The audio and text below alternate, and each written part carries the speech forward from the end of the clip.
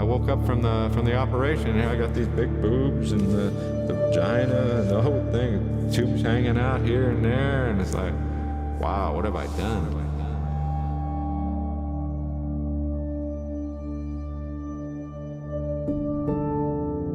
In the beginning, God made human beings in His image, male and female He created them. He commanded them to multiply through sexual union in a lifelong covenantal relationship with a member of the opposite sex. When they sinned, however, the entire creation fell, all of it, both man and nature. Man's heart was darkened, and he began to worship the creature rather than the Creator. Hatred, war, and sexual immorality ensued.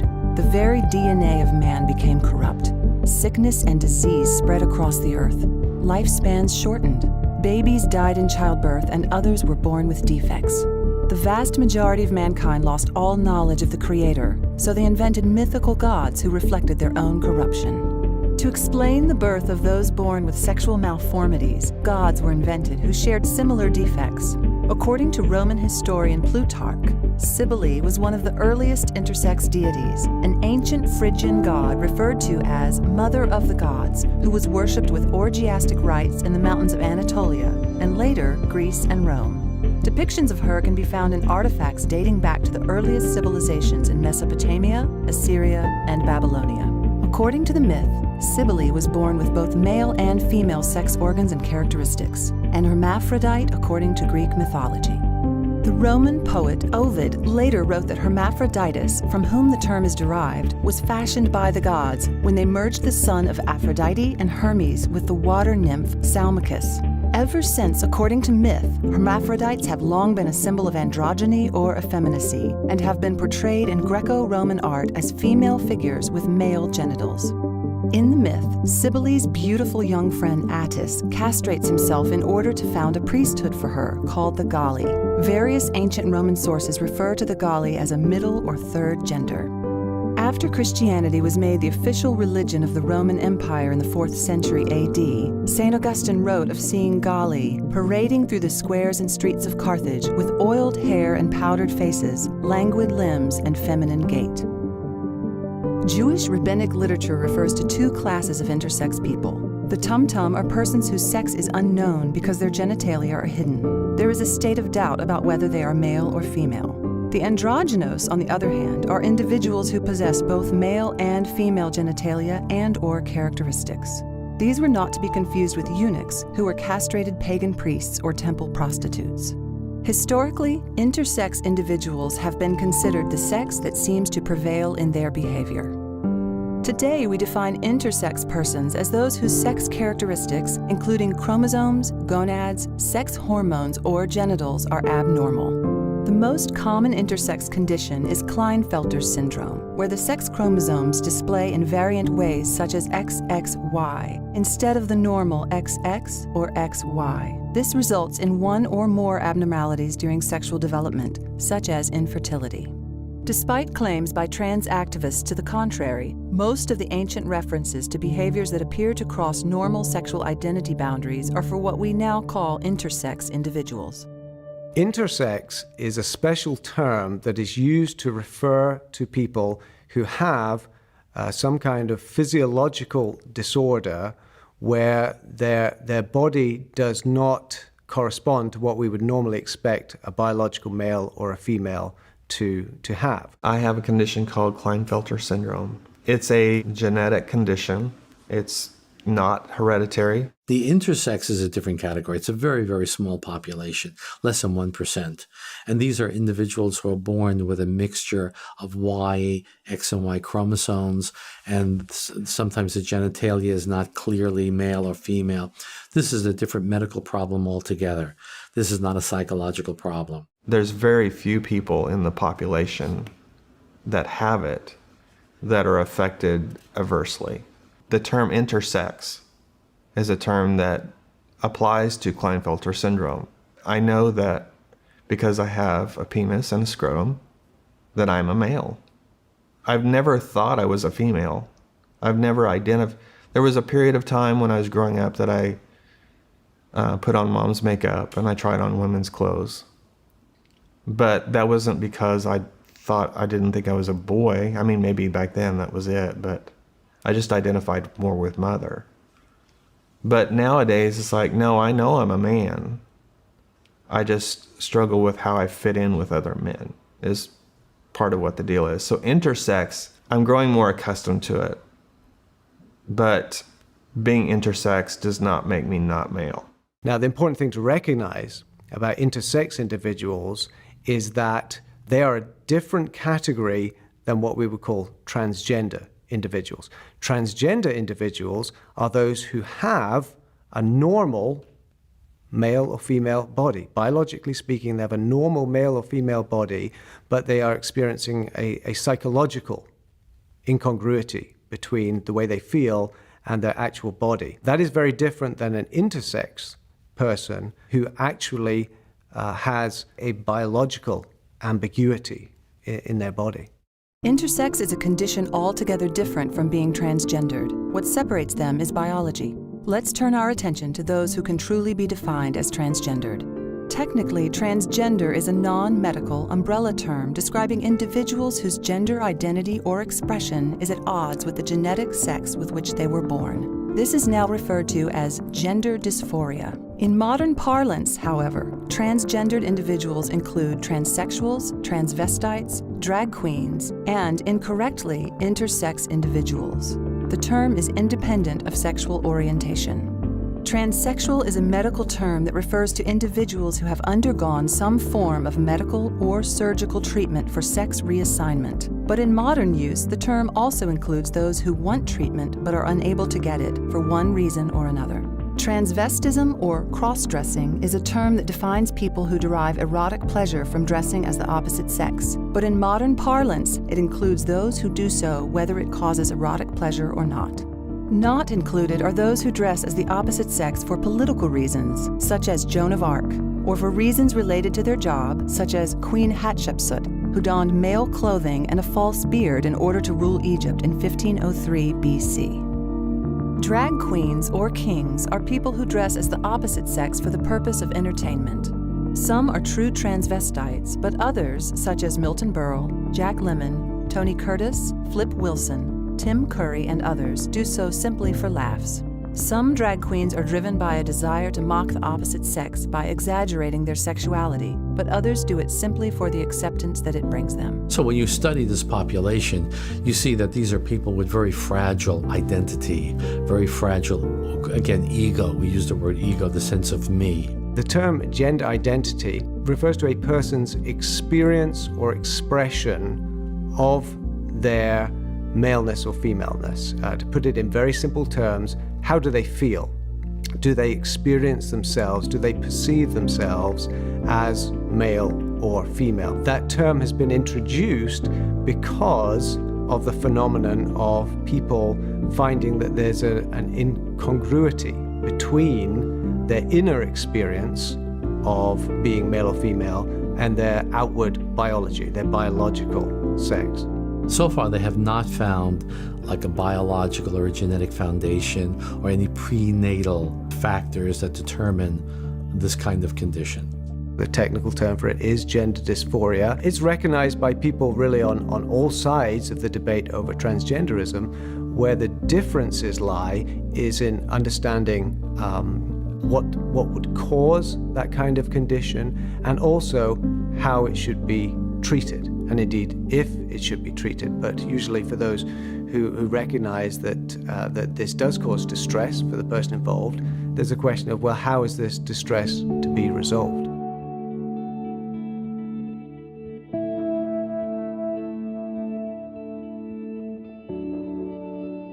I have learned through the years of doing ministry work that many individuals who struggle with transgenderism actually struggle obviously with their identity, with their true identity.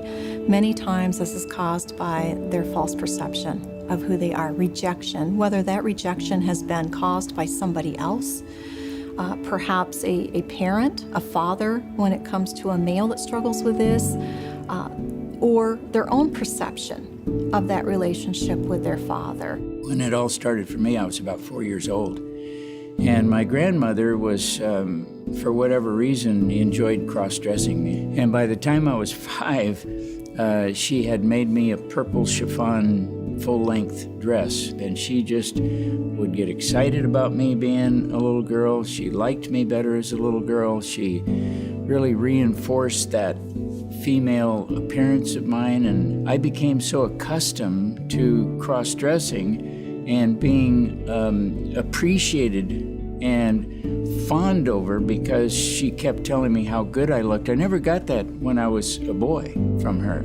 It was only when I was a girl. So, you know, I'm sure that I enjoyed getting the affirmation. And so after 2 years, I decided to take the dress home, knowing that when I had the opportunity and the house was clear, then I could put that dress on and maybe get those same feelings back that Grandma would make me feel. I viewed my dad, he emotionally was abusive to my mom as well as verbally. I watched my mom crumble underneath that. My little mind came to the conclusions that women are hated, women are vulnerable, and women are weak. And that's why he was picking on my mom, basically. And then when I watched my mom respond out of these things, I saw that she was weak because she didn't know how to stand up for herself. She didn't know how to draw those boundaries because she was afraid of him. She acted like she was hated. And so when I looked at all of that, I'm like, okay, so I'm like my mom, and my dad's this way, and my mom's that way, and I don't want to be hated. I don't want to be weak. I don't want to be vulnerable. So what else do I have but to become a man? When I was 7, my little brother was born, and he was celebrated tremendously, and whatever affection I had from my dad was now all turned to my little brother. So there was another lie that crept in there that I could be replaced. Boys are celebrated, women are replaced. And so that really affirmed, in order to get that affection, I had to be a boy. I realized that I was different at the age of 5 because I didn't like the typical things that little boys liked. The kids in the neighborhood, they beat me up and I couldn't play with them. The little girls, they always was attracted to me, and they were always drawn to me. And when these little guys would beat me up and stuff, they would say, don't beat him up, don't do that. And then I found myself hanging more with the girls, and from that point on in my life, I figured that girls were better than boys at that time. And this is maybe what I was supposed to be, because the girls liked me, but the boys were so mean. Well, I was raised in a Christian home since I was 10 years old. My home life was something different. My father was an alcoholic. He abused my mother fiercely. He was a binge drinker. We actually left him when I was 7 years old. Him, my mom, and my sister. And she basically raised us here in Los Angeles on her own. In school, it was a very unhappy place for me because I was a very feminine kid. Being that I didn't have a male role model, I was very feminine. Hung up with the girls, didn't play with the boys. As things on, I was branded a homosexual before I knew what it was. I had to go ask the kids in the school really pretty much what meaning gay meant. Me and my sister would take baths together and everything else, and my mom, she would wash us down because everything had to be like clean. And I remember telling my older sister one day that I was gonna be like her. I don't know where that came from, and she just kind of looked at me like, okay, but it just, I don't know why, just something in me. I wanted to be that way. My father wasn't present because he was a very violent man. He was very abusive to my mother, and so she decided to leave him. And my mother battles with major depression, and so she fought very hard to stay present to my brother and I. And she was the one who sort of introduced my brother and I to my father, and we really saw my father primarily through my mother's eyes and through the eyes of my grandmother. And they didn't really like him because he was so abusive and so diabolical, in the sense that He didn't own his responsibility as my father. He didn't own that he was supposed to help me in my development as a young man. And so that was an emotional injury to me like you wouldn't believe.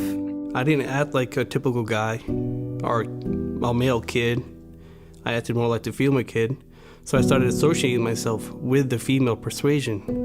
So I started stealing my mom's clothes and wearing them in the closet behind their backs. And every now and then I got caught and I would get punished for it, but I kept going. And it just got worse and worse. And it was like one piece of clothing, two pieces of clothing. Next thing you know, I was full out drag, cross-dress, trying to look like a woman, not know much about makeup, because I'm just a kid, I don't know that stuff. I remember hearing people say what my mother often said is that when I was born, I was like one ugly baby. So I grew up always feeling that something was wrong with me. My father, I know, always desired having a son. When he did have a son, the son was nothing like he expected. But before having that son, guess who came along? It was me. So I was born the child that they were least wanting as far as having a girl. My father owned his own business, so I really never had that close fellowship with my dad. He was just always busy, so I really never had that one-on-one intimate relationship between a father and a son. And my mom worked all the time as well, but she was more there for us. I remembered my mom telling me at 2 years old that I was supposed to be a girl. She had already had 2 boys and she wanted a girl. When I was in my 50s, I asked her if she really said that because that stuck with me all my life. And she said she had, because I thought it was something, maybe I made that up, you know. And she actually had said that. But she said, don't you remember I also told you that I was glad you were a boy? I said, no, I don't remember that part. My father was never there. I went to my grandparents' home, which they were Christian, and it was a safe place. And he would come and he never acknowledged me or my other brother. He never contributed financially. So I never got the father's love or acceptance. Always kind of felt I was different, a little different, because I didn't know exactly why. I didn't know how to express that, or even, I just knew something was different. I remember thinking, I'm different. I'm more male-oriented, so I must be a male. The TV tells me I'm a male. My mom says I'm not quite Japanese girl, and so I must be a male. And so I started actually thinking of myself as a male since then. I don't have any memories of being happy being a girl. It's just I always knew I was in the wrong body, that I was a little boy trapped in a girl's body. And it wasn't a passing phase. I think my parents thought I was just a tomboy and I would grow out of it like a lot of little girls do. But for me, it was an obsession. I just knew I was not complete unless I had male genitalia. And so when I was 9 years old, I heard about these things called sex change operations that we call sex reassignment surgery now. And I thought that's the answer to my dilemma. So I decided as soon as I'm old enough and I have enough money, I'm going to change my name to David, get a sex change, and live happily ever after.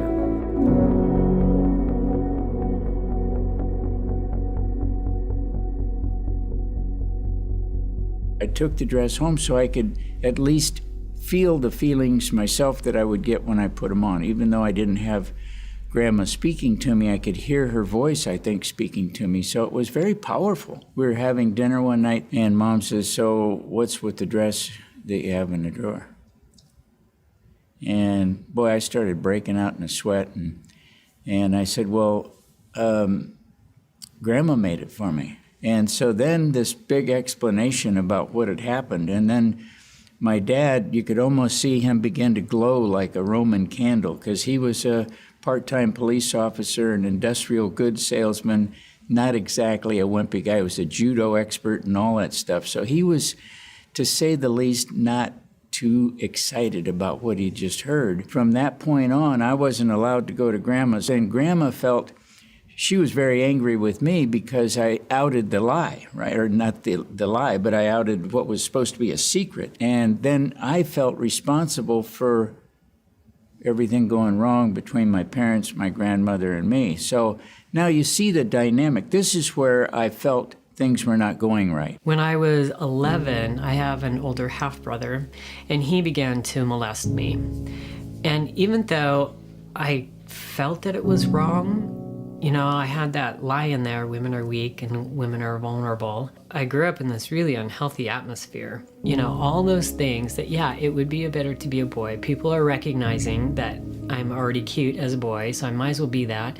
And being a woman isn't really a great option. My dad's adopted brother, who was only a teenager, one time at a family thing, decided that I was fair game, and he began to take me off behind the garage, and he began to molest me. So now I've got grandma, the purple dress, and I've got uncle who decided he would molest me. I met my father at 10 years old, and my father had been incarcerated. And when he got home, the only thing I wanted was a relationship with my dad, and I knew that things was going to change because my dad was home and he could protect me from all of this and all these people, and that's not what happened. I would go to these places where my dad lived, and it was always with another woman. It was always with some strange woman I've never met before, and he would wait till she go to sleep at night, and he would come in my room and he would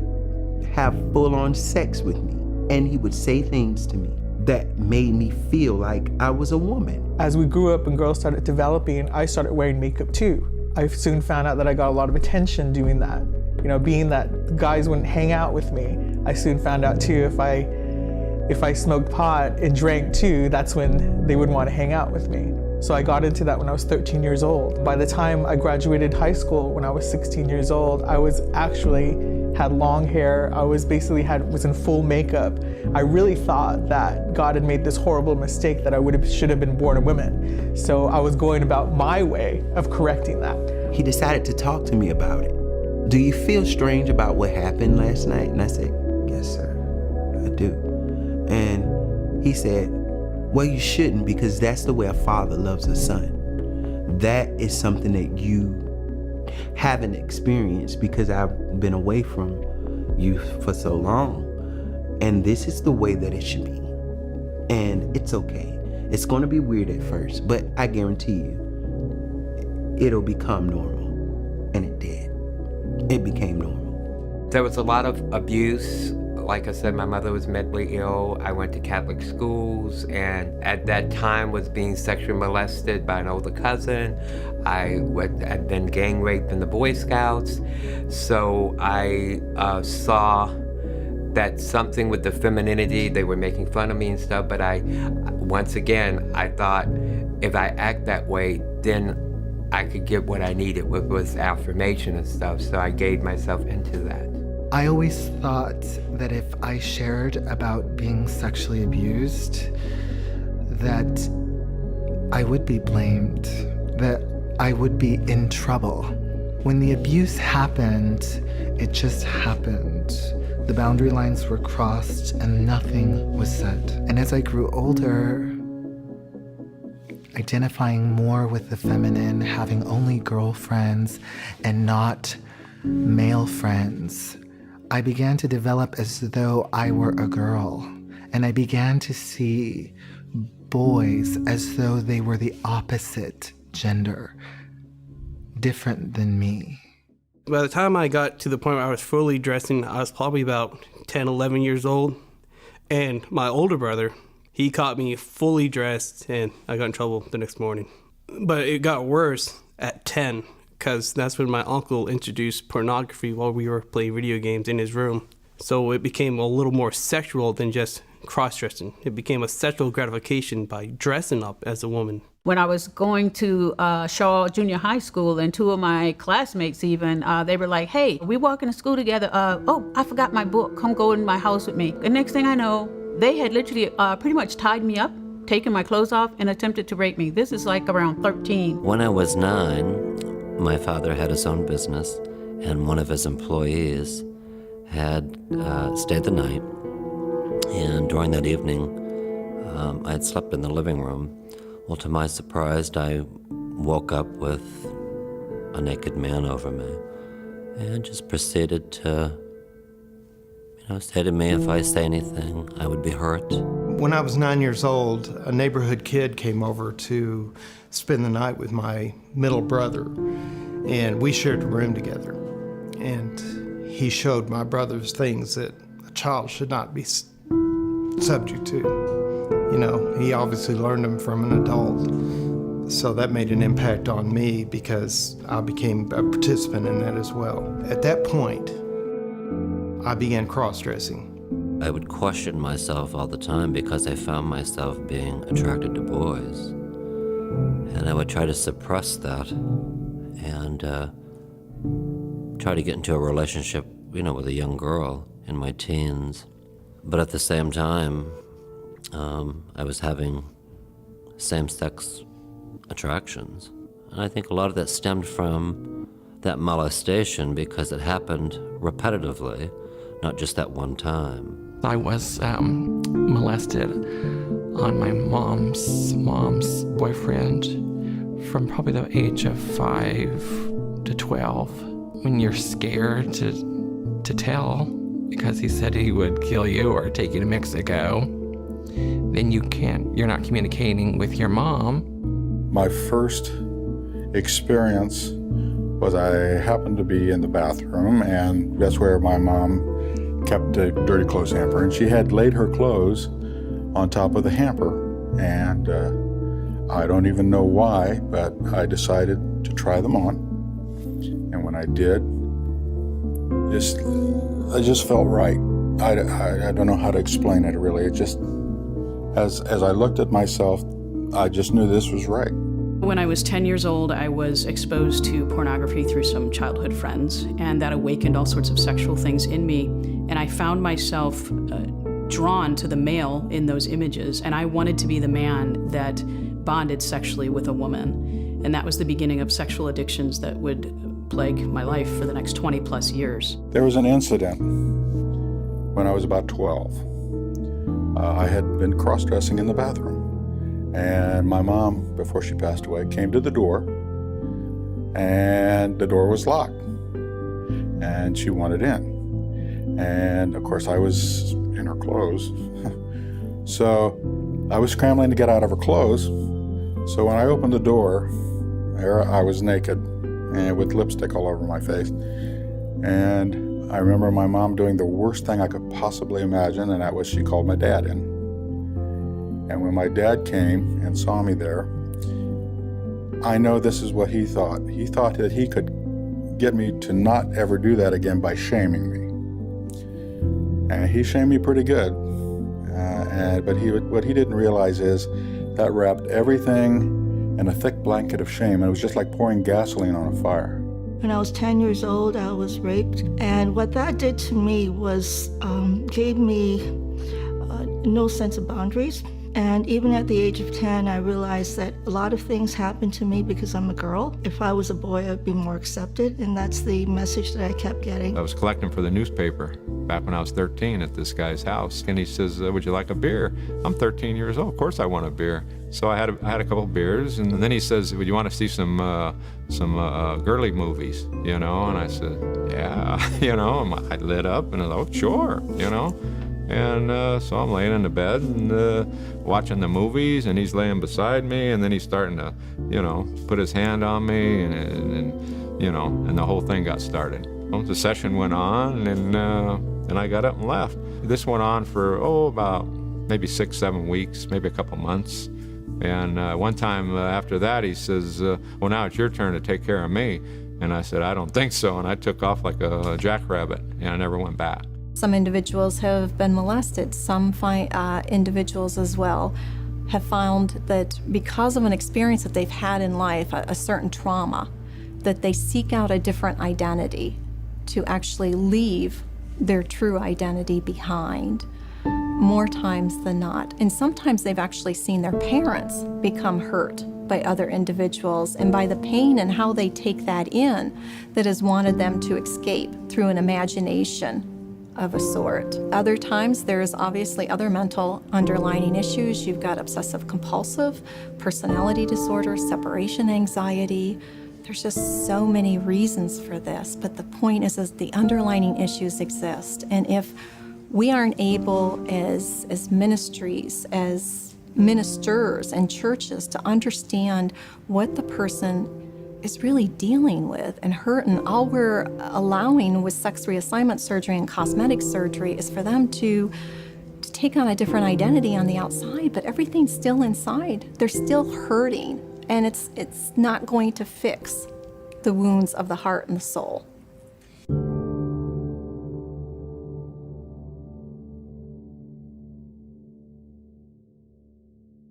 It was in the early 20th century that a handful of doctors began performing crude sex reassignment surgeries, the most famous of which was on Danish painter Einar Wegener, who suffered through multiple surgeries in the 1930s in an attempt to become a woman and conceive a child.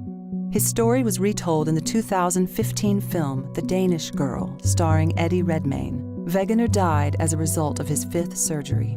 In the 1940s, Dorothy Tipton lived as a male American jazz musician named Billy Tipton. Her own son did not know her secret until she died.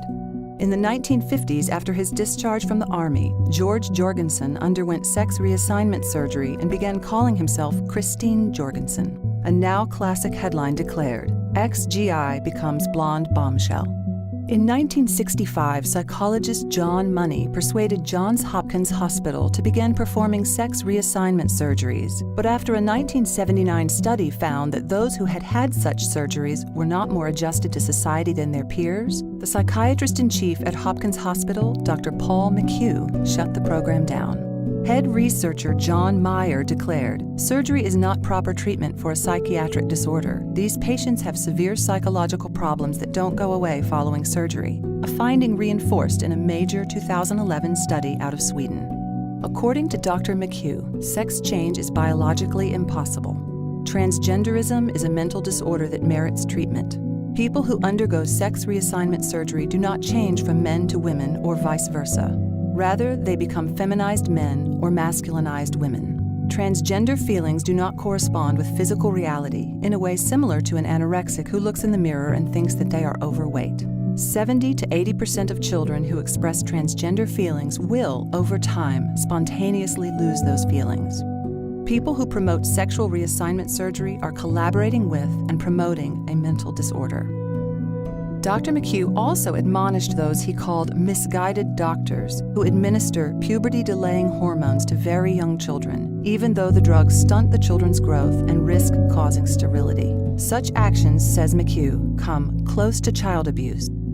Every so often, the DSM, you know what the DSM is, Diagnostic Statistical Manual, and this determines what is considered by the mental health profession as to what is pathological and not pathological. Every so often, they revise it. And every time they revise it, we psychologists, to renew our license, we have to sit there all day and listen to the revised version of it. But you get there, and the presenter says, this version is a better version than all the other previous DSMs because it's more scientific.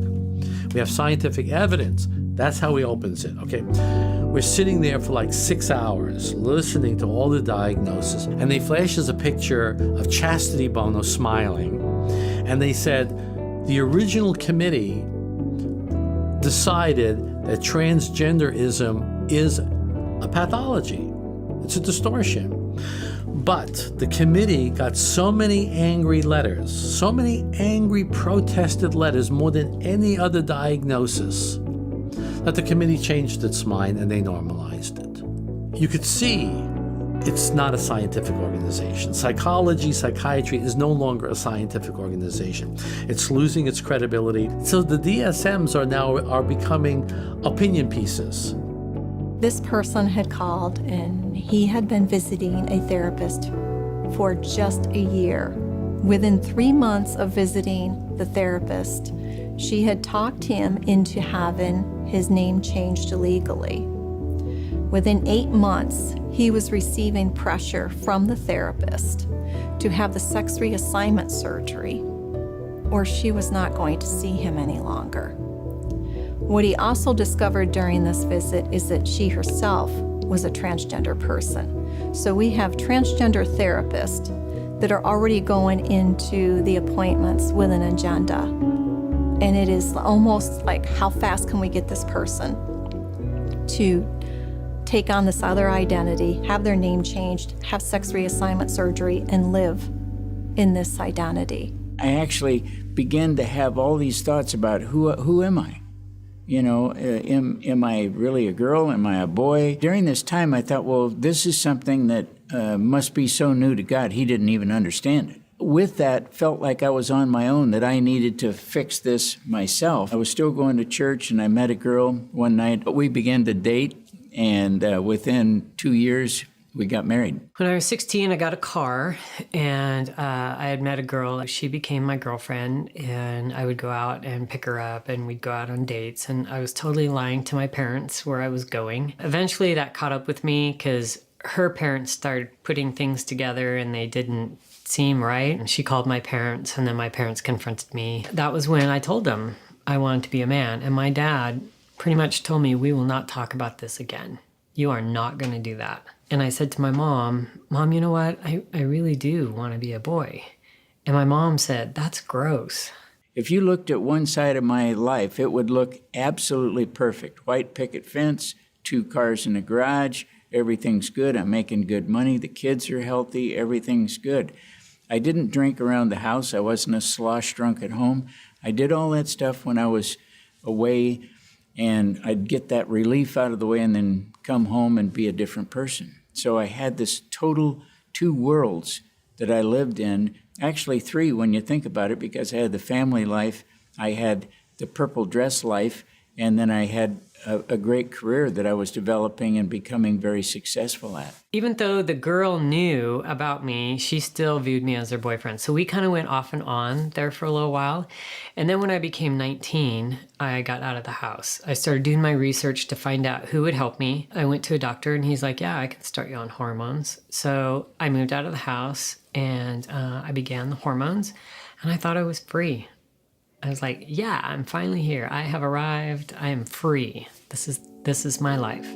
I went to this club. I was about 17 years old. I was talking to people, and they told me about the show, and they said that every person that's in this show is a man. And I was intrigued by that. I wanted to see that. And there was this transgender woman on stage with the body of a woman, and she had this red dress on with all these rhinestones and sparkles, and she was poured basically into the dress. And I was confused because someone told me that everyone that's going to perform here is a man. But clearly my eyes was telling me that that was a woman, and I could not believe what I saw. And then right there at that moment, I knew that's what I was. After I graduated from high school, I moved out here to Los Angeles to go to art school, and was taken to my first gay bar when I was 16 years old. You know, they liked me. I was young. I was easily taken advantage of. Drugs, alcohol came into the picture. I was drunk every night. I dropped out of school and basically, you know, ended up homeless.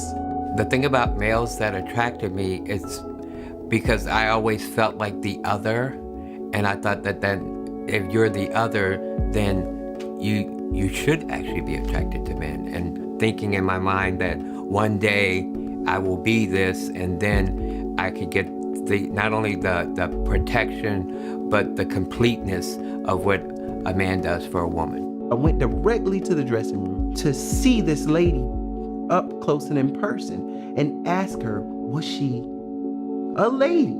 At that time I asked her that question. She had her head down, and they were putting the wig on. She had no clothes on. She threw her head up and she looked at me, and she opened her legs and she said, this is all woman. Male genitalia was there. I backed up and I ran out of the dressing room. I was shaking. I couldn't believe that this was true. And I knew that it was possible. I used to go to these X-rated bookstores all the time, and I saw this one magazine, and it kind of caught my eye, and it said Transformation, you know? So I grabbed the magazine, and I'm tired of all the other stuff, girl on girl, guy on girl, guys, bisexual, all this different stuff. I needed something, you know, new to fuel the fire. So anyway, I saw this magazine, Transformation, and so I picked it up, and I'm looking at it, and it's like a she-male, you know? It's like the top half, they have the boobs and the penis on the bottom, and, you know, and I thought, oh, this is cool, this is different, you know? And so I grabbed it, paid for it, took it home, got excited with it, and took care of myself, and then I couldn't stop, you see? And then it had to be movies and videos and everything with the she-male stuff because it was exciting, you know. And I saw this ad in one of the in the magazine, you know, and it said Transformation, come down and get a makeover, you know, $75, a glamour boutique here in Vegas. And so I called them up. I said, I need an appointment to get a makeover. And said, yeah, come on down, such and such time and everything. And I went. They made me look good. They called me Joey, like Joey Heatherton. And I mean, I was gorgeous, you know, all the makeup, the wig, the clothes. I was like, I'm sold. I'm walking down the streets of Kingston, Georgia, trying to get enough courage, enough strength to just end it right there and then. And then I met a guy there in the homeless shelter who's a cross-dresser. And eventually we got to know each other pretty well. We got an apartment together. And the whole time while I'm homeless, I'm screaming at God saying, why are you letting this happen to me? Why me? What did I do wrong to you? I'm watching this television thing, and when it went off, just like that, a voice said to me, you were supposed to have been born a boy. I didn't know gay people, didn't want to be a gay person. But when I realized I was born in the wrong body, and that's why I didn't really like boys, that's why I was the tomboy, I was my father's little Ed, it resonated. She said, we have these get-togethers ever so often, you know, where we go out. It's called Girls' Night Out, where a bunch of girls, you know, guys get dressed up like girls, and they go out on the town, mainly to gay bars. There's a couple of them getting the operation and transitioning, and within about a year, I was like sold, you know. I couldn't stop. I said, I want to get it too. By the time I was 39 years old and I started hearing about transgenders, I would have been struggling for about 36 years from the time my grandmother first cross-dressed me. That's a long time to keep a secret, to struggle, and to try to deal with it on your own without any psychiatric or psychological help. So I went to a specialist, the #1 guy in the world because I had the money to do it, and it was a guy who wrote the original international Harry Benjamin standards of care. He was the guy, he was the guru, knew how to diagnose the disorder, he knew what appropriate treatments to take, and he knew who should be doing the surgery if there was to be surgery and the hormone therapy. He knew it. He was the guy. So I went into him and sat with him. In 45 minutes, he looked at me and he says, you've got gender dysphoria. And what you need to do is undergo gender reassignment surgery, take hormones, and just completely change and become a female. And I was kind of dumbfounded. The fact is that the research that's being done, the research that's being conducted on transgendered people, both in terms of the surgery itself and the long-term effects, it's usually being done by people who have a political interest in this, okay? Just like in the issue of homosexuality. Most of the people that control the funding for the research are pro-gay.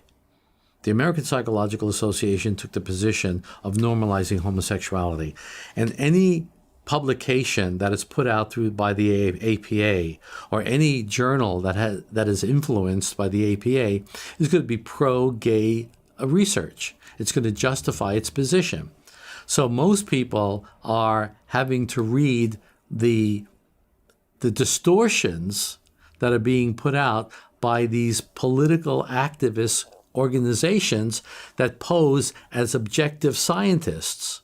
I went to a club that same night, and I actually went into my closet to find what could I put on to make myself look masculine. I remember finding a hat and maybe a shirt that I unbuttoned down to my chest a little bit. I mean, I tried to butch myself up and look more like a man. And when I walked in that bar, it was like my first step in that bar was if I had been going in that bar forever. I walked in like I owned the place. No one in that bar would have ever known that I was totally straight perhaps. I mean, I wasn't gay or transgender, but it was like my new identity. So I walked into that bar, and for 18 years, from the time I walked in there, I transitioned my life to being a male. One thing led to another, and I got the name change, and then I had to go and talk to a psychotherapist and get 2 letters, one from the psychotherapist, which had like $450, and then another one was $250 from a psychiatrist. And then I went to Scottsdale with these letters and talked to the surgeon, and he says, "Oh yeah, you're good to go." You know, this was in August, and I wanted to get the surgery as soon as I could, but I figured, well, I'm not going to get it for a while. And he said, "Well, I can do the surgery in November." You know, and it was only 3 months away. And I was like, okay, you know, I had the money, everything was lined up, bing, bang, boom. And here I go, you know. I woke up from the operation, and I got these big boobs and the vagina and the whole thing, tubes hanging out here and there, and it's like, wow, what have I done? Absolutely, there's no evidence for brain difference. This is a lie that is being promoted by an incredible industry that's making a lot of money on these poor people, okay? Oh, your brain is different. Where in the brain, you show me, where in the brain is this boy believing he's a girl?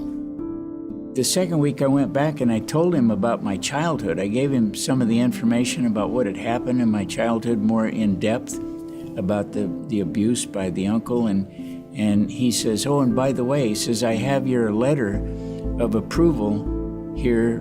You can take to the doctor and have your surgery, 2 sessions." And I said, "Well, that seems a bit quick to make that kind of assessment."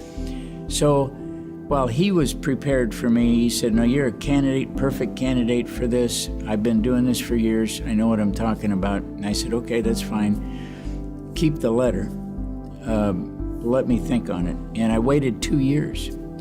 And during that 2 years, the pressure cooker, maybe from hearing it, maybe from grandma, maybe from the radio playing in my head, maybe from the sexual abuse, I can't begin to tell you what it all was, but there was a big mix master going on with thrown in with a little alcohol that by the time I was 42 years old, I had sat down with my wife and said, "Here's what's been happening.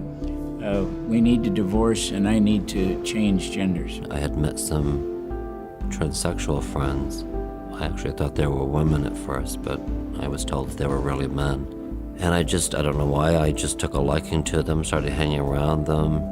And I was 18 years old. They hung out in a nightclub that I would frequent. I actually became best friends with one of them. Talked to me about hormones and stuff like that, because I said, you know, I would dress up like a woman and go out for Halloween just to have fun. Well, I found myself liking it and wanting to be like them. I remember going to the bar when I was 15 years old, and I remember watching these drag queens perform. And I remember thinking to myself, they are being celebrated. They are being loved and liked. And so I remember thinking to myself, one day I'm gonna be accepted. I'm gonna be loved for being a female impersonator. And so I remember pursuing it when I was 17 years old. And by the time I was 18, I began competing in professional pageantry. And by the age of 19, I was competing at the Miss Gay Texas pageant. And I remember thinking to myself, wow, I have invested so much time and energy, and I'm actually amounting to something. I was in a pattern of confession, remorse, you know, doing little things like trying on some pantyhose and stuff like that. When I got back into church, I started writing Christian songs, started singing them in church, and this young lady took a liking to me. I asked her to marry me, and we got married. I did not tell her, my new wife, about the cross-dressing. I told her about the alcohol. I told her about, you know, the troubled childhood, but I didn't tell her about that. At 15, I thought I came to my mom and told her that I was gay. But then probably by 20, I knew there was something more, that I wanted to be a woman. probably about at the age of 24, 25, was introduced to a gay bar. It was on Halloween of all days, and I won Best Drag. And I met a transgendered woman, and we became best friends, so I started getting to the shows. And then I met my partner at a drag show, and we were together for nearly 17 years. So through that time, I started all my hormonal therapy, counseling, and about 8 years ago, I had my papers signed to have my sex change. But instead, we decided to put a down payment on a house, so I just put that on a back burner. It wasn't long after we were married that I actually started cross-dressing in front of my mother. Matter of fact, I had her buying my clothes, my makeup, those things. She was just trying to understand it, okay? Then there came a place where we can't do this anymore. So I went to that same pastor I lived with for a while, and we tried to pray it through. And we had several prayer sessions, but it wasn't affecting me. So then he decided to send me to a psychologist. So he actually made the appointment for me. I went and saw the psychologist. We had our first session, and he said, I want to talk to you again. So I went in on the second session, and he says, well, what you have is gender identity disorder. And then he wanted to know how I wanted to treat it, which confused me. Because always before you go into a doctor, they find out what's wrong with you and they say, this is the course of treatment to get over this. He didn't do that. As a matter of fact, he said, what we need to do is start bringing your wife into these sessions so that we can counsel towards divorce. And then what we're going to do is I've got another doctor we'll send you to, and we'll start you on hormone therapy and all these things. We'll have our sessions and we work through this. You'll start dressing in female attire all the time. And in 12 or 18 months, we'll get you some letters for sexual reassignment surgery, because then you can be the woman you already are. I eventually met the host of the show. She saw me and she thought that I was the cutest little boy, and she said, well, let me dress you up in drag and see what happens. So she dressed me up, and the transformation was unbelievable. It was unbelievable to me, and it was unbelievable to her, and it was almost as if I was taken over. There was some sort of entity in me. I was someone else when I dressed up, and I got the opportunity to perform for the very, very first time. And when I hit that stage, I had a mask on. I was a different person, and I was embodying that transgender woman that I saw that first time. I went ahead and had the gender reassignment surgery. I had a career still in the automobile industry, and I had the surgery, and I was promptly terminated from the corporation. They cleaned my desk out, handed it to me, and said goodbye. So I took the hormones. Of course, right away, I started filling out muscularly. I started getting acne and started to grow a beard. And then I continued to work out on top of that. So I got pretty buffed and then taking the hormones. And then I was taking an extra little bit more to make sure that I could keep up this physique when I worked out. Because my goal was not to ever be known as a woman. My goal was to only be known as a man. And I couldn't figure out, because I had met some other transsexual people, and they were all about being known. And I'm like, no, I don't want to sit around in a group and talk about being a transgender person. I just want to go and live a normal life. This life as a man, normally. That was my whole goal. And so in continuing to work out, I realized later that that was my form of protection. The harder I worked out, the less weak I felt. I got into high school and I decided, okay, now the challenge is on. I'm not going to have the operation, so I really am going to have to try a little harder to conform and not be such an androgynous tomboy. Fortunately, I have an older sister, so I could take notes from her.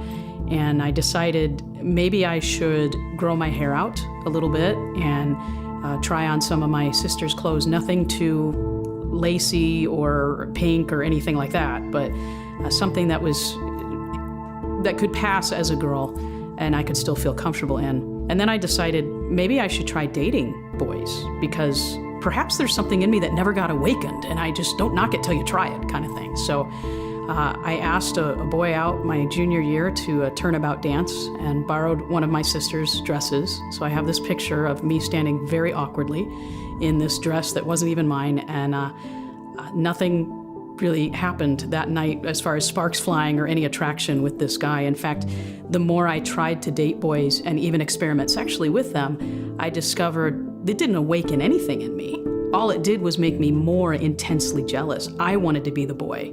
I wanted to be the man with the woman, not the woman with the man. And even when I was dressed in those dresses, deep down, I literally felt like a man dressed in drag. I just knew this wasn't my authentic self. When I was 12 years old, I began to investigate sexuality, and I would dig into pornography, and so I saw myself as just falling in love with these women. And so I thought, well, no, I'm really a male. I really identify more with this male. I think that's a way of me being able to repair myself and to find out what true love is. And I thought that was true love. And I was trying to piece this broken girl. All science aside, the media continues to line its pockets by printing stories of celebrities who have declared themselves to be transgendered, including Chastity Bono, who now calls herself Chaz; female model Tracy Beatty, who gained celebrity by giving birth to a child while calling herself Thomas; Olympic athlete Bruce Jenner, who now calls himself Caitlyn; Army soldier Bradley Manning, who now calls himself Chelsea. Even the Boy Scouts have yielded to media pressure and begun accepting girls into its ranks who claim to be boys.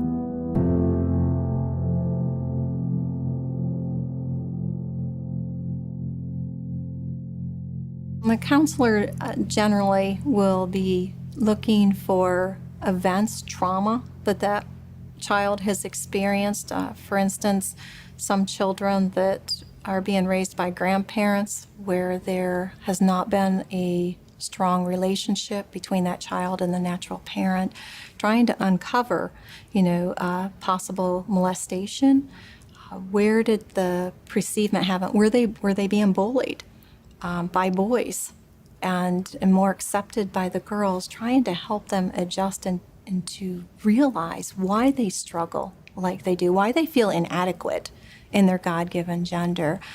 And one of the things that the counselors will do is, as well, if it's a dad that perhaps has a son that struggles with this, and maybe the son's more artistic, to suggest to the dad, so what? He likes art class. Go take art class with him. He likes piano. Go learn the piano with him. Start to mend on that relationship so that bonding can become stronger between the father-son.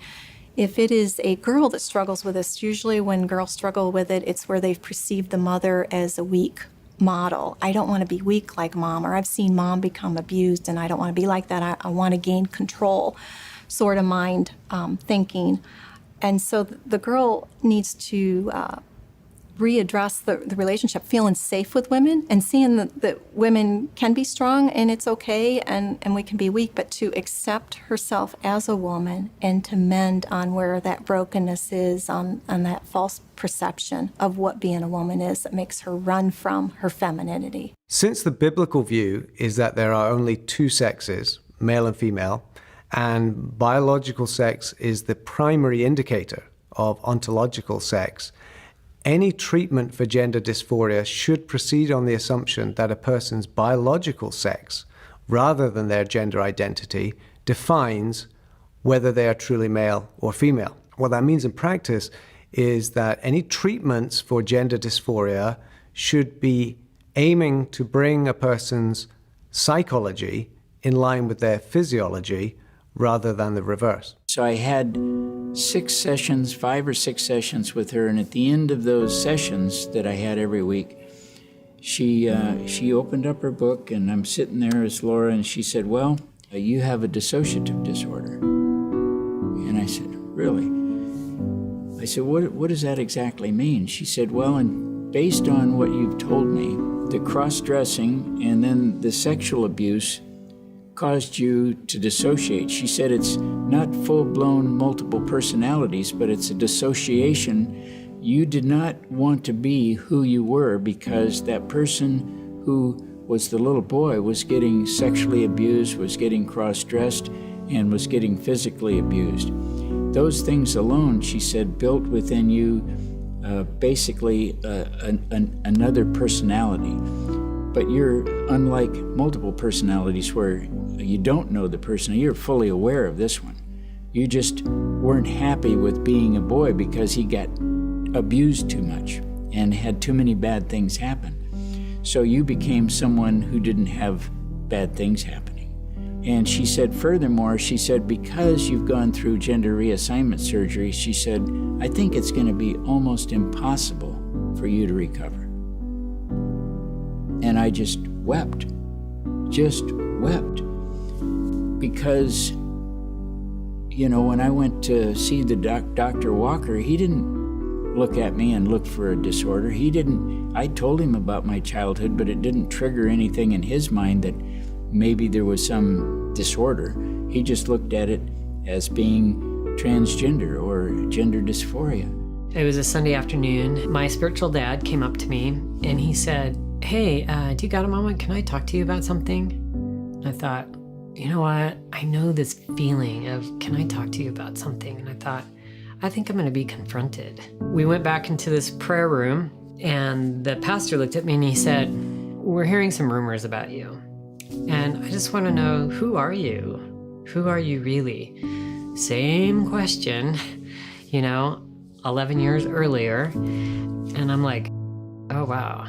But this time, for whatever reason, I told the truth. And I said, prior to that, I'd said, I'm a man who used to be a woman. This time I said, I'm a woman living as a man. That's the truth. And when I did that, the Holy Spirit went and just blew into me. And I was like, ooh. And, I didn't know much about the prophetic or anything, but I had this quick vision and I saw 2 weeks of my life and everything I needed to do. And I needed to step down from this ministry. And first and foremost, though, I had to go back to being who God created me to be. And I was like, ugh. To me, there was no other option. I had no other choice.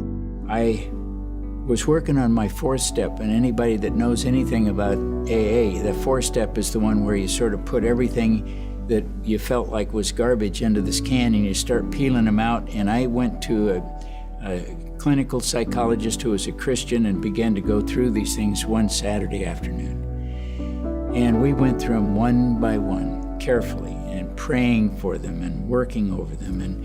And it was all the pain and all the hurt, the sexual abuse, every event that had caused me pain that I wanted the Lord to help me with, that I didn't know what to do with. And when we were done, we went out of his office. It was all on yellow-lined piece of paper. I forget how many pages, but there were numerous pages. And we were checking them off as we go. We went outside, and he took a match outside, and we stood in the parking lot that Saturday afternoon. He put a match to the corner of that paper, and it just started to burn. And then we just sit there, and a little breeze took that paper and burned it. It was gone. And I thought, wow, this is really great, symbolism, but is it going to work, What's it going to do? I mean, I needed someone to sign off on my fourth step so I could move to the next one. And that was probably more of an interest to me than anything. And so he put his hand on my shoulder. He said, let's go back in and pray about what we've done here. And I said, that sounds good.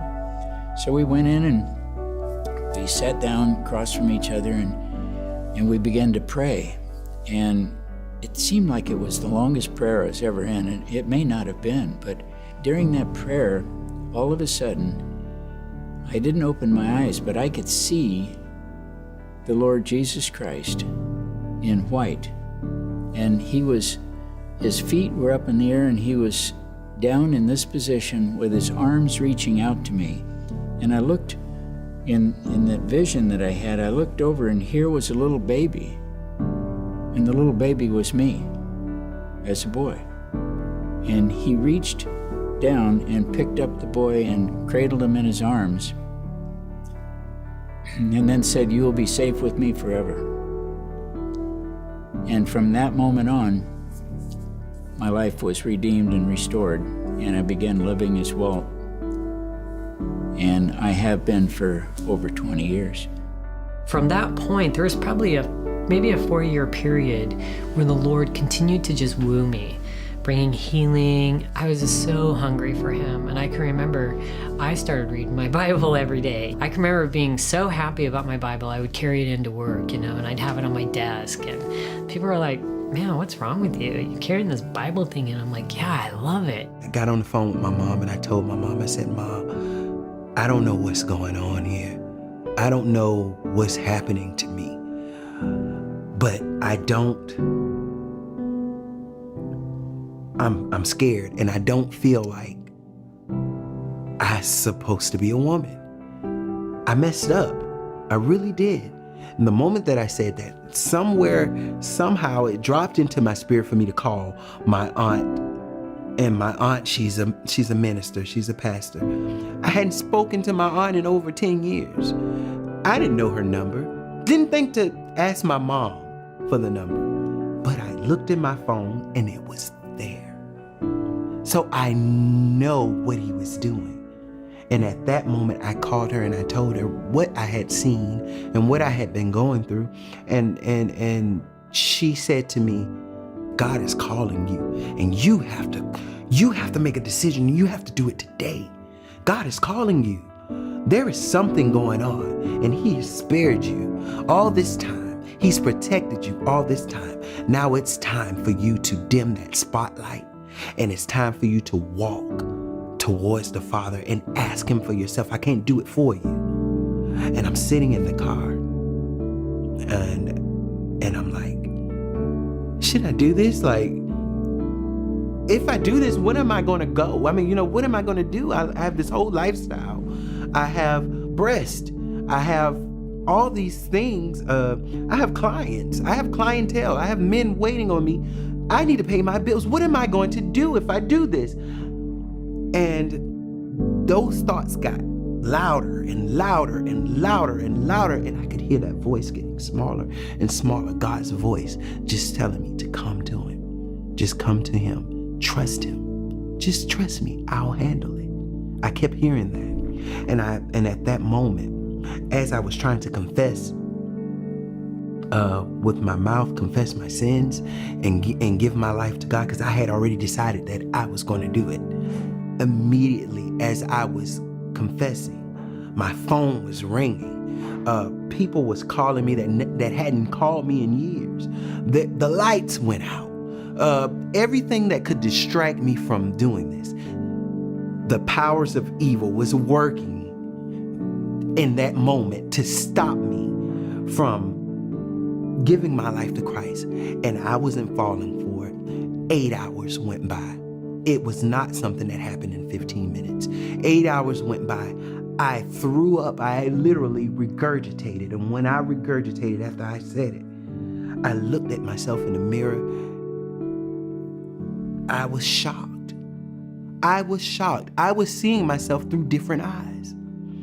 And at that moment, I was afraid, and God said to me, he said, don't you be afraid of what you see, because I'm going to handle all of this, and I'm going to make it as if it never happened. Some of the major wounds that I dealt with was, of course, my dad. That was a big deal. And at one point, the Lord came to me and he said, when you pray, I want you to call me Daddy. I had started in this program at the Portland Fellowship, and I was working through my stuff. When I came out of the lifestyle, I got involved with them. One of the teachings on is, what do you call the Lord? And what name can't you call him? And I thought, well, I can call him Father, I can call him Dad, I can call him, I'm like, I don't have an issue with that. And then when the Lord came to me and said, when you pray, I want you to call me Daddy, because that's what I called my dad, was Daddy. And I thought, okay, that's the trigger there, that one. And when he said, I want you to call me Daddy, I said, not doing that, not ever. And so he backed off. And the next day I went to pray, and I said, oh, Lord. And he's like, I want you to call me Daddy. And I'm like, then we're done. I'm not doing that. Third day, Lord, call me Daddy. We're not doing that. This went on for 2 weeks. I'm like, I'm standing my ground because he's not going to make me call him Daddy. And I realized later that in calling him Daddy was like swearing at him, because that had such a bad taste in my mouth. It meant so many ugly things to me. Why would I want to call the Lord Daddy? Why would he want that? So there was a graveyard that I would go and pray at, mostly because it was quiet, nobody bugged me, and I could pace around and pray out loud. And I started to pray, and the Lord said, I want you to call me Daddy. And I thought, okay, it's been 2 weeks. He's still asking. Obviously, I haven't changed his mind. So what would be wrong with that? What if that's okay? What if? So I sat there and honestly, I had to work up courage, because I'm like, okay, wait, if I do this, what is he gonna do to me? How is he gonna respond to me? Because this other person who I called Daddy wasn't good. The Lord's supposed to be good, but now I'm calling him a name. So I had this turmoil in there and dealing with fear. It's like, if I say this, I don't know, but what if it's okay? What if it's okay? So I sat there with all the courage I had, and I just said, Daddy. And I broke. And I cried so hard, my sides hurt the next day. I mean, it was this deep within me, gut-wrenching pain, whatever that was that came out.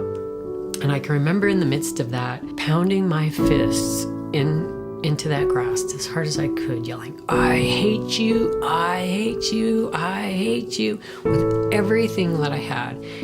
In between sobs, screaming this. And then I realized, oh my gosh, I just called the Lord Daddy, and now I'm yelling, I hate you. I'm like, Lord, I don't hate you. I don't hate you. I don't hate you. And the Lord said, I know, but you had to for a moment. It's like, oh, because I understood that he stood in that place. And the only way I know to describe it is that he took that pain, and all I know is something happened that day. You know, there was something within me that was released. There was something within me that was gone, but yet it was still raw in there. I was with my manager. We were at a function right next to this church, you know, and my manager wanted to smoke. So we came out, and there was a guy standing right almost right next door. And he says, hey, he says, how you doing? You know, and he introduced himself as Pastor Abner, and that's all it took, you know. I mean, as far as being accepted by somebody that was faithful in Christ, you know. And he gives me a big hug, and I'm all girl. I have long blonde hair, makeup, short mini skirt, the whole 9 yards, you know. And come join us. We accept everybody. He says, Christ, he accepts everybody. Come as you are. Not go get cleaned up and then come and see me. You know what I mean? So many people they don't realize that, but you have to come as you are.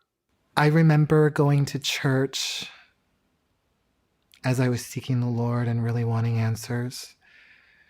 And I remember walking in and listening to the message, and there wasn't really anything too profound about the message until they invited people to come up to receive prayer.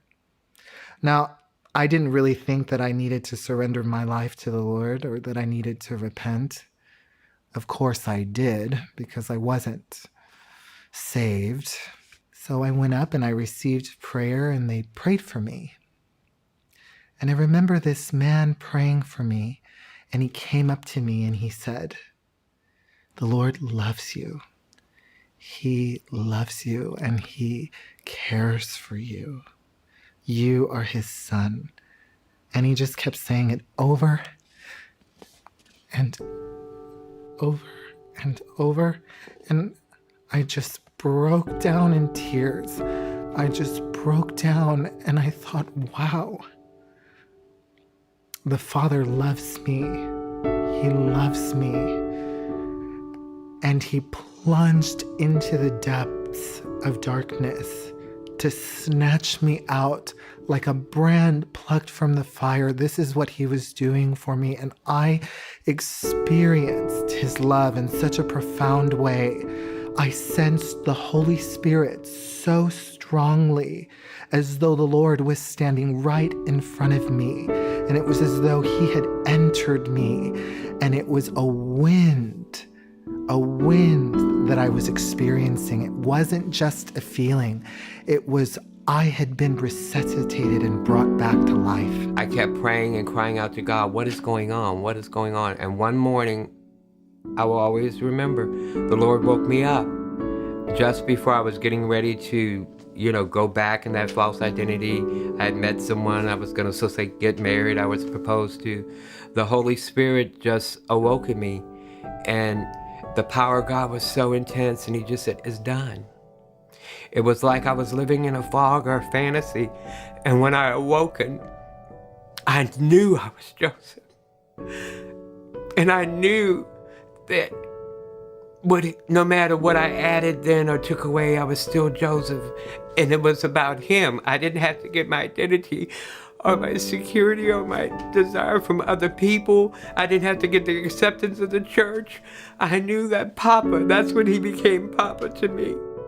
I knew that Papa loved me, and he awoke in me, and I remembered so clear. I woke the guy up, I said, it's done. He goes, what do you mean it's done? I said, pack your stuff, it's done. Okay. I was there in my pew listening to Matt Stacey speak and crying on the inside. Lord, I'm yours. Lord, I'm broken. Lord, I'm sorry. Lord, forgive me. Lord, it's my fault. It's my fault. I know your word says I'm not a mistake. I was made in your image and you're perfect, God. God knew the desire of my heart deep inside, and that desire was to know him. I mean, I have since I was 8 years old and gave my life to Christ. And since 8 years old, I went to the altar like 3 times again and again, because I knew I wasn't living for God, but I would when they would do altar calls, I would go there, and God knew. It's like I'm seeking him, but I couldn't find him, and there was never anyone to help me, disciple me. My mother was an evangelist. She never would try to teach me to pray. I mean, everything I know now is from the hand of Jesus. The Lord started putting real men of God in my life, women of God that embrace and that love me, and through that, to this day, I continue to walk forward. And that was 8 years ago. I had such an urge to want to go to church. I started off going to church as a girl because I had lived that lifestyle for so many years. I had implants. God was just doing things supernaturally. He was putting Christians in my life. I can remember one day I woke up and he wanted me to give my clothes away. I said, okay. I was calling up my sister, and that's one sister that got some expensive clothes. She was very happy. And then all of a sudden I'd go to church and people would say to me, God spoke to me and told me to take you shopping and buy you clothes. He's so faithful like that. And so sweet. But the good news is, it's been 11 years now that I've been a reborn-again Christian. The Lord has gotten rid of the implants. I've gotten rid of the silicone in my lips. It was less than a year after I got saved that he took the female hormones from me. Never had to go to a doctor. Never had to go to a psychiatric ward. Instantly delivered like that. I started reading my Bible again. And as I read my Bible, it became alive to me. In 2 Samuel chapter 14, verse 14, it says, all of us must die eventually. Our lives are like water poured out on the ground, which cannot be gathered up again. But God doesn't just sweep life away. Instead, he devises ways to bring us back to him when we've gone astray. That's love. That is love. It was incredibly hard. I'm going to be honest. It was very hard to go through the transition because I was going through a metamorphosis now to become a man, because the Lord just supernaturally made me hate the implants. I mean, they were a center showpiece for years. And he just supernaturally made me hate them. I loathed them. When I'm watching TBN and hearing a certain pastor talk about homosexuality, it just I was like having a nervous breakdown because I knew that I couldn't change. This is who I am. Felt God made me this way. That's what I thought, this is all I know, and I feel like a woman. I'm going to become a woman. But you're going to say I'm going to hell? So I had to get in a Bible. We had Bible in our house. Get on the internet. I was trying to find a loophole saying, no, it's okay. And so my partner knew this Christian couple. And so the next morning, which is Saturday, the day before Easter, I went to their home and they prayed with us and said, yeah, if you continue to living this way, you are in destruction. You're going to go to hell. And God doesn't want that. So the next day I went back to Lafayette, where my brother goes to church and his family. I just screamed out for God that day on Easter of 2011. And then on Mother's Day, I was baptized by that same couple that prayed with me. And then they introduced me to a wonderful church that I still go to. How do I, as a Christian, respond to this disturbed person? Certainly not to be condemning, not to make them feel bad about themselves, but also I have a commitment to not collude with your illusion. I'm not going to call you Mary, okay? Your name is Tony. It was Tony a month ago, and you're still Tony, okay? Now, I may spare you the stress of me insisting that I call you Tony. I'll just say, hi, how are you? Okay, but I have to make a decision. And each individual Christian has to make a decision. If I am grounded in the natural law, which is compatible with Christianity and Judaism for that matter, then how do I want to respond to this person with compassion, but not to collude with their illusion? And that's a decision, that's a boundary that has to be found with each individual. From a Christian perspective, we should recognize that gender dysphoria is a genuine condition, which is best understood as a kind of psychological disorder or dysfunction, and perhaps also as a deeper spiritual dysfunction. But I think we need to recognize it as a genuine condition, and one that doesn't have a simple identifiable cause or the same cause in every case. And it's not something that is chosen. People do not choose to have these experiences of gender dysphoria. And that's going to be important to recognize if we are going to respond to it in an appropriate, responsible, biblical way. I came back to the Lord through a Mormon family. They brought me to Christian Life Assembly. The pastor had not dealt with this before, but he was the perfect example of a great way to react to something like this. I had announced it in front of the whole congregation with 3,000 people that my name was going to be Stephen, and I'm going to have this operation done. And my pastor just took me to the side and he said, we don't agree with what you're doing, but we love you and we want you to know that you're welcome here.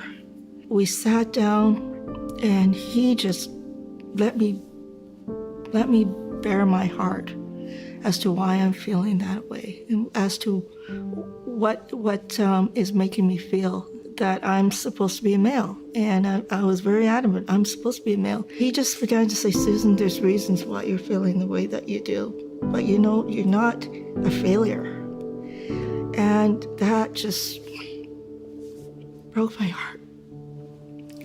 And he just says, you know, there's a lot of hurt underneath. And we know that you know that you want to live the life that is real. And you want to find out who you are, and you really don't know who you are.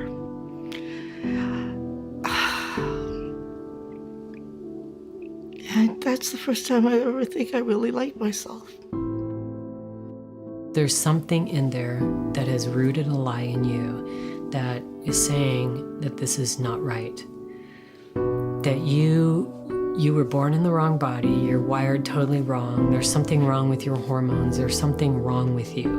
And I would say that's a lie, because there's nothing wrong with you. Something came in there, either an event, maybe it was a flippant remark, but it stuck with you for whatever reason. You came into agreement with that lie. And you said, yes, I believe that that's true.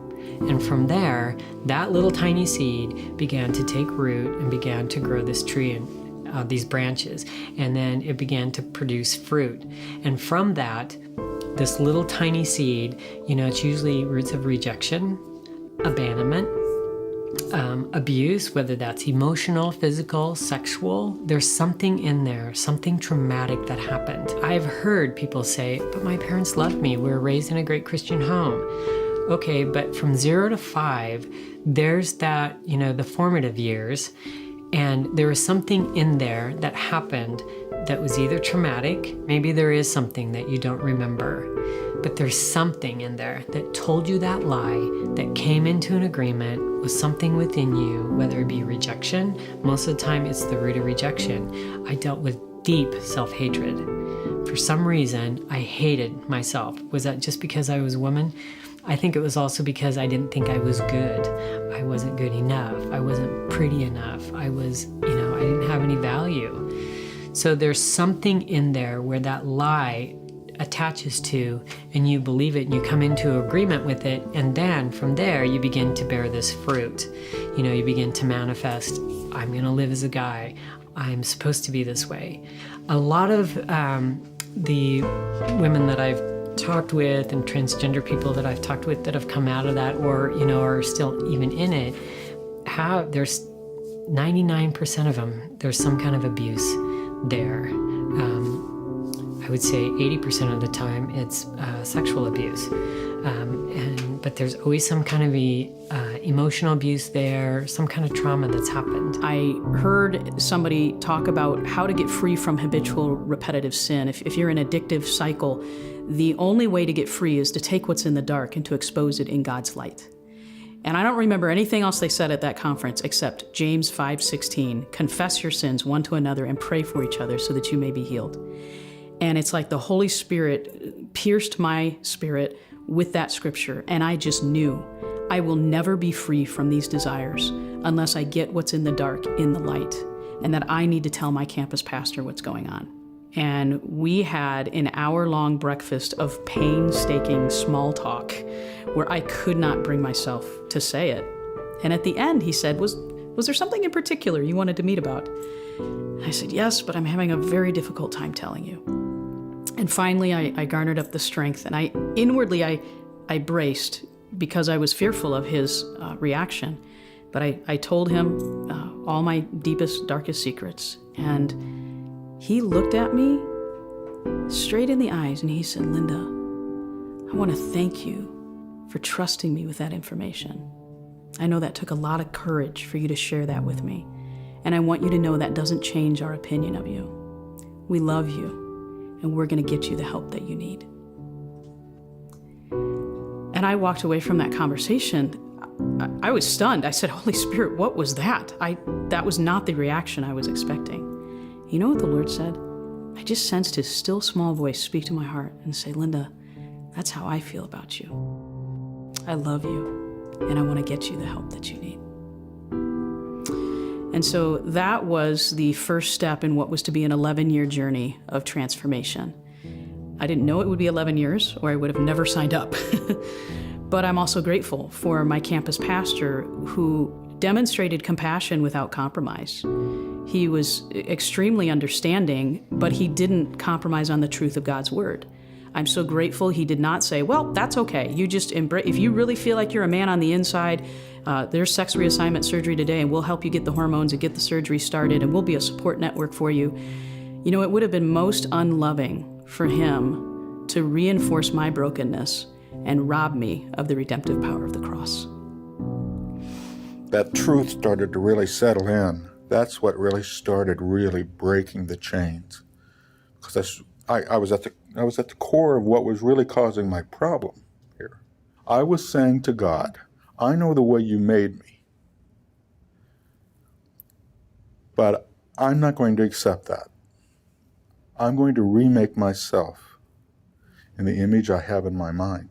I was saying I was God. I was being equal with God here. And then there came a point where God asked me a question. He said, Kerry, what do you really want? And I had to actually think about that. I thought about it for 2 or 3 days. And finally I went to God and I said, well, what I want is I want to know what it's like to overcome this cycle of sin in my life. I want to know what it is to be an overcomer. I want to know all about your love, but most of all, I want to know you. I really, really, really want to know you. So then he reminded me of, if any man would be my disciple, he must lay down his selfish ambition. He must pick up his cross, and he must follow me. Because anybody that seeks to keep their life for themselves will lose their life. But any man who would willingly lay down his life for my sake will find true life. And that is the key scripture that started really, really, really breaking me finally free. Jesus gave me something I wanted more, the cross-dressing. I wanted him. Above anything and everything else, I wanted him. What God wants from us is our love for him, to have a relationship with him. He wanted that so much that he sent his son to die for us on the cross, to take our sins on the cross. And he wants us to have a relationship with other people, healthy relationships. Becoming a transgender person, taking that step, was probably one of the most selfish things I ever did in my life. And what we're called upon is to be selfless, to give of ourselves to others, just as our Lord did, our Lord Jesus Christ did. You can catch happiness. It's like a flittering butterfly, and you can catch it, but it's going to die and go away. But true joy is found through knowing and having a relationship with God through his Son, Jesus Christ. That is true joy. And that is available just by having a change of heart, repenting, asking God for forgiveness, and accepting his Son into your life. And that will make you a whole person. One of the lies that has been sold to our culture is that sexual fulfillment is the greatest kind of fulfillment, and that sexual love is the highest kind of love. There's no doubt that sexual fulfillment is very important, and sexual love comes from God. It's by God's design, and it's something that ideally we should all experience. However, to focus so much on our sexual identity and the idea of sexual fulfillment, I think, is to miss more important, deeper kinds of love and fulfillment that God has in store for us. The ultimate kind of love that we should pursue is a love for God and love by God. And that isn't a sexual love, it goes far, far beyond that. Then there is the kind of love that is found in human community. And for those who are sexually broken and who struggle with what they perceive as a lack of sexual fulfillment, God may or may not resolve that in this life.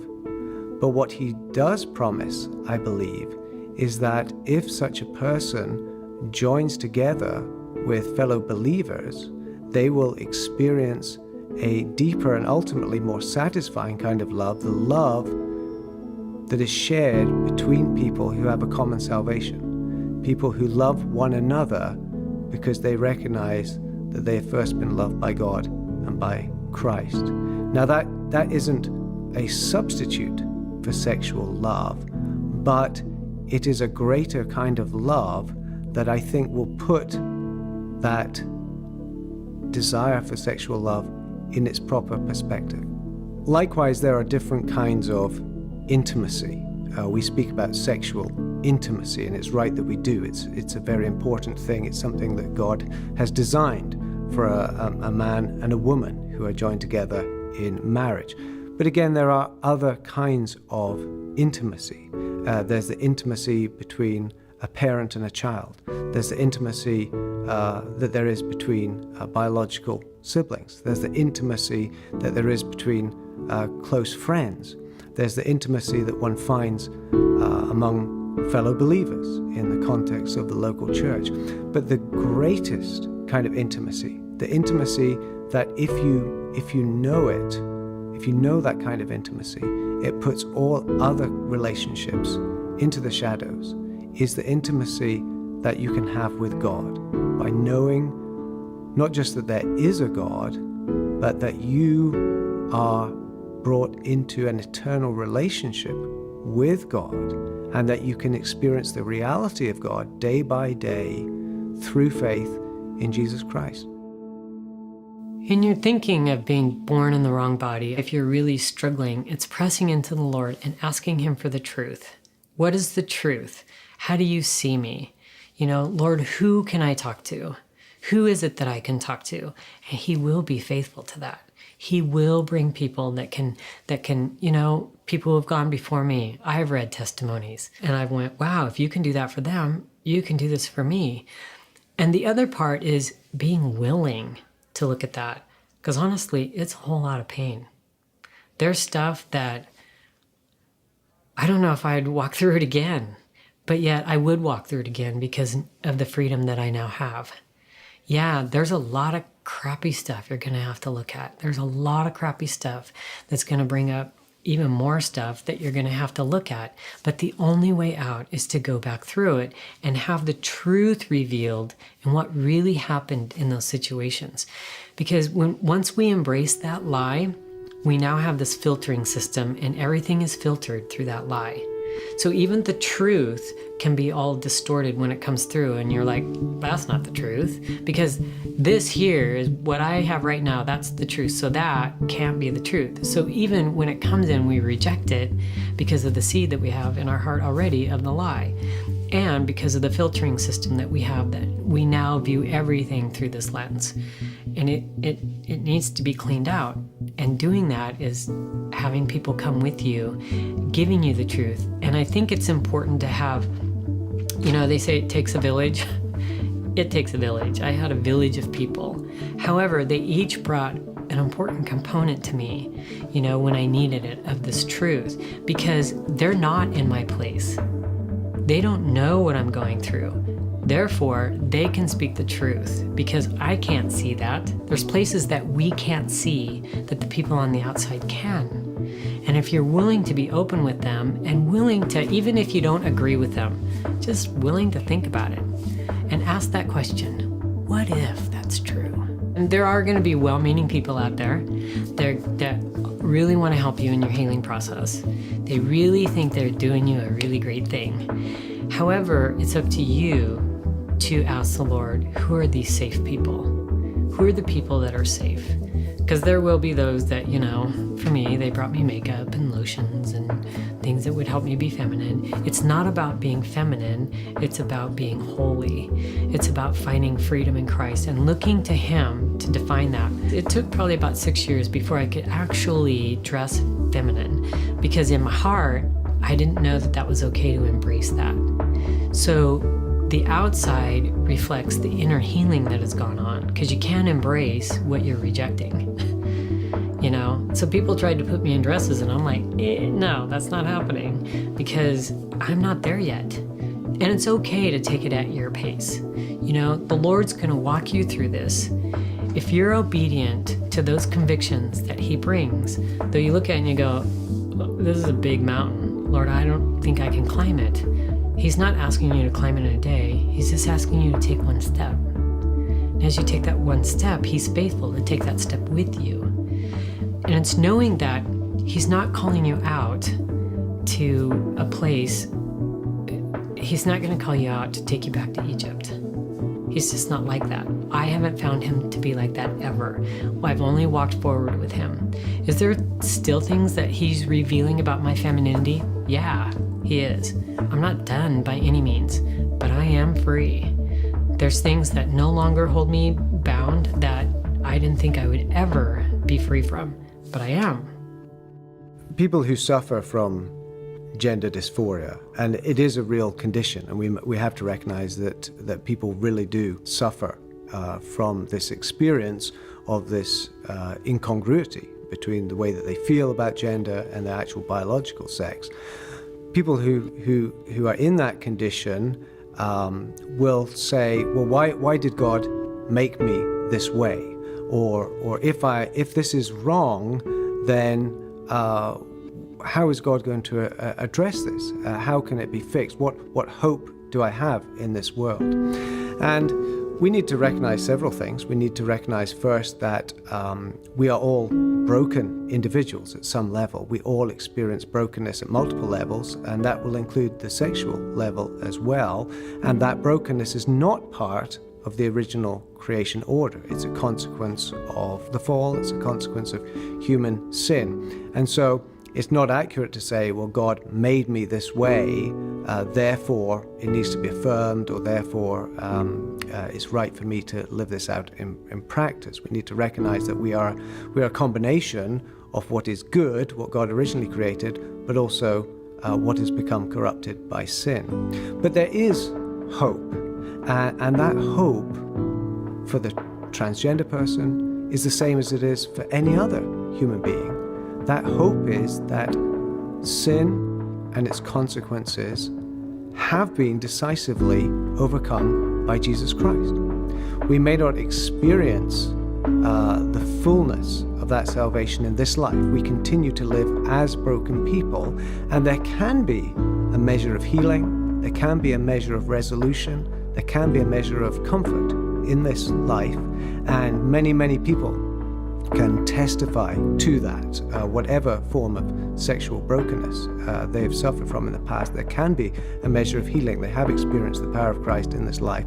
But our hope does not lie in being fixed in this life.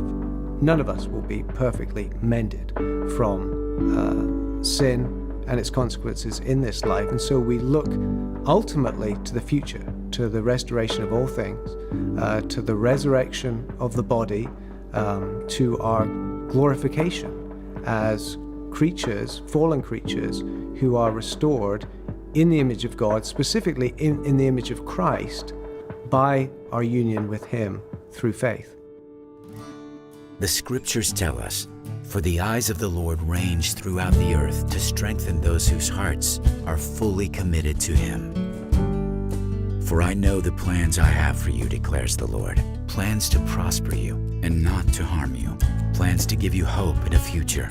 Then you will call upon me and come and pray to me, and I will listen to you. You will seek me and find me when you seek me with all your heart. I will be found by you, declares the Lord. If anyone would come after me, he must deny himself and take up his cross daily and follow me.